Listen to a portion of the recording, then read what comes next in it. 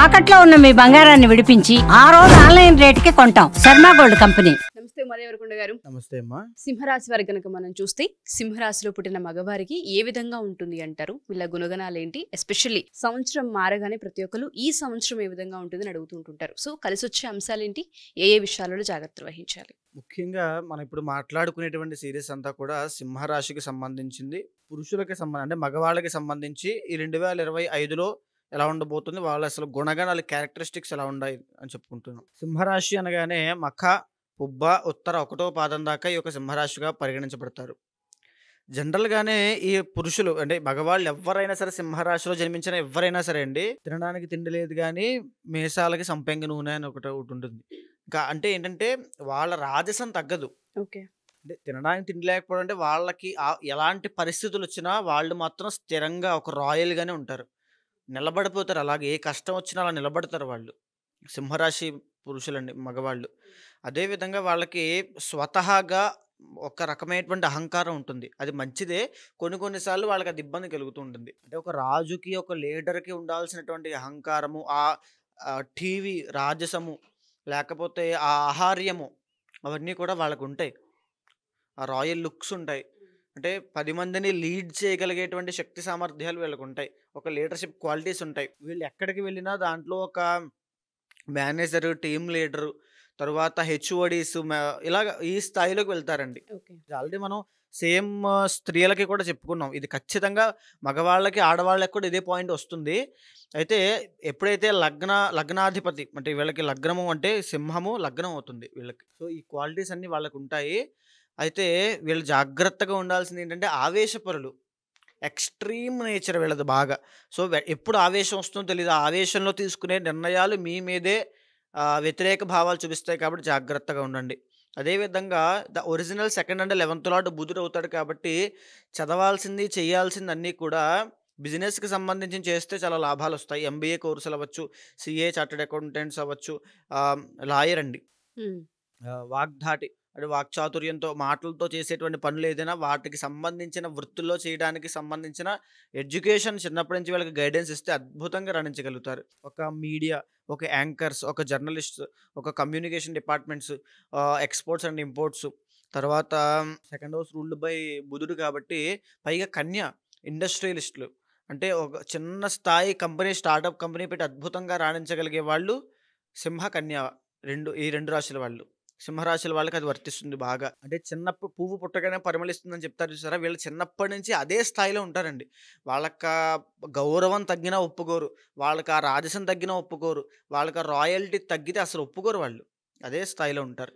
అయితే ఇంకా original 3rd and 10th lord వస్తే శుక్రుడు కాబట్టి వృత్తులు కూడా ఒకరి కింద పనిచేసే విధంగా ఉండదండి వీళ్ళకి. ఎప్పుడూ వీళ్ళే పైన ఉంటారు. ఓకే, లేదా అంటే ఉద్యోగం చేసే వాళ్ళు ఇలాగా, లేదా ఇండిపెండెంట్ వృత్తుల్లో చేయాలనుకునే వాళ్ళు తప్పకుండా పట్టు చీరల వ్యాపారం చేస్తే సింహరాశి వాళ్ళకి అద్భుతంగా రాణించగలుగుతారు. టెక్స్టైల్స్, గార్మెంట్స్, తర్వాత చెప్పాలంటే ఆడవాళ్ళకి సంబంధించిన beauty products, cosmetics, interior designing, furniture shops, తర్వాత లగ్జరీ వెహికల్స్ని అమ్మడము, కొనడము లాంటివి, కన్స్ట్రక్షన్ ఫీల్డ్ అంటే ఓన్లీ బిల్డర్స్ ఉంటారు కదా, వాళ్ళలాగా చాలా అద్భుతంగా రాణించగలుగుతారు ఈ ఒక సింహరాశి వాళ్ళు. అదేవిధంగా ఇక్కడ original 4th and 9th lord వీళ్ళకి కుజుడు యోగకారకుడు అవుతాడు కాబట్టి భూమి పరంగా చాలా అద్భుతంగా ఉంటుంది. అంటే రియల్ ఎస్టేట్, వీళ్ళకి వచ్చిన డబ్బులన్నీ కూడా రియల్ ఎస్టేట్ మీద కానీ, భూమి మీద కానీ, లేకపోతే కుజుడు కాబట్టి ఏదైనా కంపెనీస్ మీద కానీ ఇన్వెస్ట్ చేయగలిగితే, కుజుడు ఎప్పుడు కూడా సాఫ్ట్వేర్ రంగాన్ని ఇస్తాడండి, ఈ యొక్క IT ప్రొఫెషనల్స్ని ఇస్తాడు, రైల్వే డిపార్ట్మెంట్స్ని ఇస్తాడు.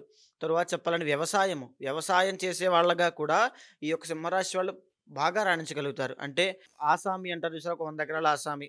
సో ఆ రకంగా వీళ్ళ యొక్క నేను ఆ రేంజ్లో చెప్తున్నా అంటే ఊహించుకోండి సింహరాశి వాళ్ళు జీవితంలో ఎలా బ్రతుకుతారు అనేది. ఓకే, పేరు ప్రఖ్యాతలు, వాళ్ళ గుణాలు అన్నీ అదే రేంజ్లో ఉంటాయి. టాప్ అండి. ఇంకా సింహరాశి వాళ్ళంటే రాజధానికి తీసిపోరు, ఇంకా ఆ రకంగా ఉంటారు. ఇంకా అయితే వీళ్ళకి కుజుడు యోగకారకుడు అవుతాడు కాబట్టి ఒరిజినల్గానే కుజుడికి సంబంధించి ఒక మ్యానుఫ్యాక్చరింగ్ యూనిట్స్ అవ్వచ్చు, రెస్టారెంట్స్, బార్స్ అవ్వచ్చు, ఫుడ్ డిపార్ట్మెంట్లో కూడా ఈ స్పైసీ ఫుడ్ మాత్రమే సెలెక్ట్ చేసుకోవాలి. చాలా అద్భుతంగా ఉంటుందండి. అంటే ఒక పెద్ద పెద్ద హోటల్స్ కింద షాపింగ్ మాల్స్, ఇందాక మనం 10th లార్డ్ శుక్రుడు అన్నప్పుడు చెప్పుకున్నాం కదా! దాంట్లో షాపింగ్ మాల్స్ కూడా వస్తుంది. లేకపోతే ఒక కాంప్లెక్స్‌లు పెద్ద పెద్దవి, లేకపోతే ఏదైనా సరే ఫ్యాన్సీ ఐటెమ్స్ అండి. అవి అమ్మడము చాలా అద్భుతంగా వీళ్ళ జీవితంలో సక్సెస్ అవ్వడానికి ఆస్కారం ఉంటుంది. జీవితంలో వీళ్ళకి 27 సంవత్సరాల దాకా అంత ఇంప్రూవ్‌మెంట్ ఉన్నప్పటికీ, లేనప్పటికీ 27 తరువాత నుంచి వీళ్ళకి చాలా అద్భుతంగా ఉంటుందండి. అంటే ఇంక ఇండిపెండెంట్ జాతకంలో ఏదైనా ఇబ్బందులుంటే కనుక వాళ్ళకి ఇబ్బందులొస్తాయి కానీ, 27 సంవత్సరాల తర్వాత చాలా అద్భుతంగా రాణించగలుగుతారు. 27 సంవత్సరాల తర్వాత. తరువాత ఓకే. సింహరాశి వాళ్ళు చాలా అద్భుతంగా ఉంటుంది. సో, ప్రత్యేకించి మీరన్నట్టుగానే ఈ సంవత్సరం గనక మనం చూసుకుంటే 2025 ఏ విధంగా ఉంటుంది అంటారు ఈ రాశి వారికి, మగవారికి? అంటే యాక్చువల్‌గా ఈ సింహరాశి వాళ్ళకి అంటే మగవాళ్ళకి ఈ 2025వ సంవత్సరంలో చాలా మార్పులు జరగబోతున్నాయండి. ఎందుకంటే శని మారుతున్నాడు, గురుడు మారుతున్నాడు, రాహువు మారుతున్నాడు కాబట్టి మనం మాట్లాడుకోవాల్సిన అంశం ఏంటంటే ఇప్పటిదాకా అష్టమ శని అనేటువంటి దోషము కర్కాటక రాశి వారికి ఉంది. అది ఇప్పుడు షిఫ్ట్ అయ్యి మార్చి 30వ తర్వాత నుంచి సింహరాశి వాళ్ళకి రాబోతుంది. ఓకే. అష్టమ శని అనంటే యాక్సిడెంట్లు అవ్వడము, గాయాలు పాలవ్వడము, వాహన ప్రమాదాలు అవ్వడము, లేకపోతే ఆరోగ్య సమస్యలు తీవ్రంగా అవ్వడము, అప్పుల పాలవ్వడము. అంటే సడన్ చేంజెస్. అష్టమ స్థానం అంటే మనకి ఆస్ట్రాలజీలో ఎప్పుడు ఏం చెప్తుందంటే సడన్ చేంజెస్. అవును. సడన్‌గా ఏదైనా జరిగిపోతాయి మార్పులు. ఒక్క నిమిషంలో ఈరోజు చాలా బాగుంటారు అద్భుతంగా, రేపటి నుంచి అన్ని ఇబ్బందులు వచ్చేస్తాయి. ఆ రకమైన చేంజెస్ అన్నీ కూడా అష్టమ శనిలో మార్చి 30వ తారీఖు దగ్గర నుంచి 2.5 సంవత్సరాల పాటు వీళ్ళు చూడబోతున్నారు. దీంతో పాటు వీళ్ళకున్నటువంటి ఒక బెనిఫిట్ ఏమిటి అనంటే సింహరాశి వాళ్ళకి మే 15వ తారీఖు తర్వాత ఎప్పుడైతే వృషభం నుంచి మిథునంలోకి గురుడు ట్రాన్సిట్ అవుతోందో 11th హౌస్‌లోకి గురుడు వస్తున్నాడండి. అంటే అద్భుతమైన ధనయోగం కూడా పట్టబోతోంది. ఇది బాగా గమనించండి. ఎందుకంటే ఒక పక్క అష్టమ శని వల్ల అప్పులు పాలవ్వడము, అంటే మీకు ఏమర్థమవుతుంది? విపరీతమైన ఖర్చు చేయడము, విపరీతమైన శుభకార్యాలు. అంటే 11th హౌస్ ఎప్పుడు కూడా వివాహాన్ని చూస్తుంది. కాబట్టి శుభకార్యాలు ఇంట్లో కుటుంబ సభ్యులకి శుభకార్యాలు జరగడం, తద్వారా డబ్బు వృధా అవ్వడము, వృధా ఖర్చు అవ్వడము. ఓకే. తరువాత వీళ్ళకి వివాహం జరగడము, లేకపోతే వీళ్ళకి సంతానం కలగడము, ఇవన్నీ కూడా శుభవార్తలన్నీ కూడా గురుడు ట్రాన్సిట్ అయిన తర్వాత వినబోతున్నారు ఈ సింహరాశి వాళ్ళు. అదేవిధంగా వీళ్ళకి ఎప్పుడైతే 5th అండ్ 8th లార్డ్ గురుడు అవుతాడో, ఈ సింహరాశి మగవాళ్ళకి కనుక మగ సంతానం కలిగితే అందులో ఏ పూర్వాషాఢ నక్షత్రంలో కనుక జన్మిస్తే చాలా అద్భుతమైనటువంటి రాజయోగం పడుతుంది. చాలా అద్భుతంగా ఉంటుందండి. ఆ మగవాళ్ళ వల్ల వీళ్ళ జీవితంలో ఎన్నో మార్పులొస్తాయి. ఓకే. అయితే ఇంక చూసుకుంటే 6th and 7th lord ruled by Shani. ఒరిజినల్‌గా మీకు చూసుకుంటే ఒరిజినల్ కాలపురుష చక్రంలో చాలా జాగ్రత్తగా ఉండాల్సింది ఏంటంటే ఫ్యాటీ లివర్, కిడ్నీలో స్టోన్స్, గాల్ బ్లాడర్ విషయాలు, డయాబెటిస్, వెన్నుపూసకు సంబంధించినటువంటి ఇబ్బందులు, back pains, joint pains, above 50 ఉన్న వాళ్ళకైతే సయాటికా పెయిన్స్, స్పాండిలైటిస్ అవ్వచ్చు, నీ పెయిన్స్ ఇవన్నీ వస్తాయి. సో, ఇంకా ఏజ్‌లో ఉన్నవాళ్ళు వీళ్ళకైతే ఇబ్బంది పడాల్సింది ఏమిటనంటే 30+ ఉన్నోళ్ళు డయాబెటిస్ విషయంలో జాగ్రత్తగా ఉండాలి. శని ఎఫెక్ట్, గురుడు ఎఫెక్ట్ ఉంటుంది కాబట్టి. చిన్న వయసులో ఉన్న వాళ్ళకి, టీనేజ్‌లో ఉన్న వాళ్ళకైతే వాహన ప్రమాదాల విషయంలో మార్చి 30 తర్వాత నుంచి జాగ్రత్తగా ఉండాలి. ఈ సింహరాశి వాళ్ళకి ఇంకొక డిఫాల్ట్ ఇబ్బంది ఏమిటనంటే మ్యారీడ్ లైఫ్‌లో ఇబ్బందులొస్తాయండి. అంటే 6th అండ్ 7th లార్డ్ ఎప్పుడైతే రూల్డ్ బై సాటర్న్ వస్తుందో 7th లార్డ్ 6th కూడా ఓనర్ అవుతాడు కాబట్టి మ్యారీడ్ లైఫ్‌లో అనుకున్నంత ఎక్స్‌పెక్ట్ చేసినంత విధంగా వీళ్ళకుండదు. ఐదర్ అది లవ్ మ్యారేజ్ అయినా, అరేంజ్డ్ మ్యారేజ్ అయినా సరే వాళ్ళ దగ్గర నుంచి కాస్త ఇబ్బంది అనేటువంటిది ఖచ్చితంగా కనబడుతూ ఉంటుంది. అదేవిధంగా 8th లార్డ్ వచ్చేసి వీళ్ళకి గురుడు కాబట్టి జనరల్‌గానే సింహరాశి వాళ్ళు పూర్ణాయుష్షు 84 సంవత్సరాల పైన బ్రతకగలిగే ఆయుష్ జనరల్‌గానే వీళ్ళకి డిఫాల్ట్‌గా బై బర్త్ ఉంటుంది. వీళ్ళ ఇంటర్నల్ జాతకంలో ఏ అపమృత్యు దోషాలో, బాల అరిష్టగండాలు ఉంటే తప్ప వీళ్ళు గట్టి పిండం. ఓకే. అయితే ఇంకా 9th లార్డ్ రూల్డ్ బై కుజుడు. సో, అంటే 10 మందికి పెట్టే చెయ్యి, తినకపోతే కొట్టే చెయ్యి. ఆ రకంగా ఉంటుంది వీళ్ళ యొక్క ధోరణి అంతా కూడా. అదేవిధంగా 10th lord 3rd and 10th lord వచ్చి శుక్రుడు కాబట్టి మంచి స్థిరపడతారు జీవితంలో, అద్భుతంగా ఉంటుంది. 2025లో మాత్రము ఈ ఇబ్బందులనేవి కనబడుతున్నాయండి. ఖచ్చితంగా శనికి సంబంధించిన శాంతి పరిహారములు ఆచరించకపోతే దాని తగినటువంటి ఇబ్బంది స్పష్టంగా కనబడుతుంది. లక్షల రూపాయలుంటాయి, ఒంట్లో ఓపిక ఉండదు. లక్షల రూపాయలుంటాయి, ఆరోగ్యం బాగోదు. లక్షల రూపాయలుంటాయి, సడన్‌గా యాక్సిడెంట్ అయిపోయింది. బెంజ్ కారు కొనుక్కున్నారు, యాక్సిడెంట్ అయిపోయింది. ఉపయోగం ఏంటండి? ఆ రకంగా ఈ సింహరాశి వాళ్ళ యొక్క ప్రభావాలు ఇప్పుడు ఉండబోతున్నాయి. సో అష్టమ శని అనేటువంటి చాలా డేంజరస్ అండి. ఓకే. మాట వల్ల ఇబ్బందులు అయిపోతాయి. వీళ్ళు ఏదో మాట అంటారు, ఒక మాట ఇస్తారు, నేనున్నాను నీకు ఎందుకు, నేను చూసుకుంటాను కదా అని.